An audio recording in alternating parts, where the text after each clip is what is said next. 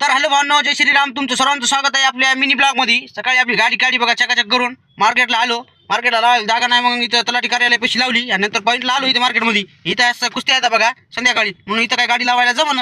मग इथं काही आमचे सिनियर लोक आहेत बघा, याला थोडा गप्पा मारत बसलो. मग दत्तरावचा फोन आला, या म्हणे ओंकारेश्वरला. म्हटलं काय चहा पाचतो म्हणे. मी ठीक आहे आलो. मग काय इथं चहा पिला बघा आम्ही, दत्तराव, लखन भाऊ, संतोष भाऊ सगळेच होते.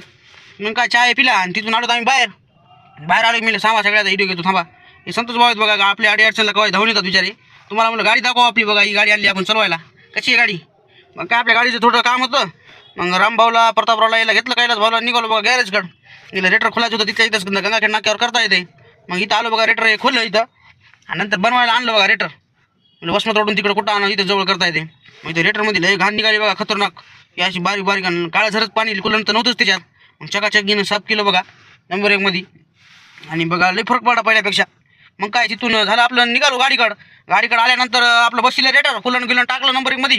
मी उन्हाळ्यात पुन्हा प्रॉब्लेम नको. मग पॉईंटला आलो, गाडी लावली साईडला. म्हणलं बघा मार्केटला काय हालचाल. लोक कुस्त्या चालू बी झालं नाही, सावली धरून बसली बघा दुपारीच. मग गाडीकडे आलो. नंतर म्हणलं जरा गाडी चकाचक करा म्हणलं, साफसूफ. आपल्याला गाडी टापटीप लागते बघा. आणि आपला काय असा दिवस गेला बघा आजचा. तर व्हिडिओ कसा वाटला एकदा सांगा आणि लाईक फॉलो शेअर करायला विसरू नका. धन्यवाद.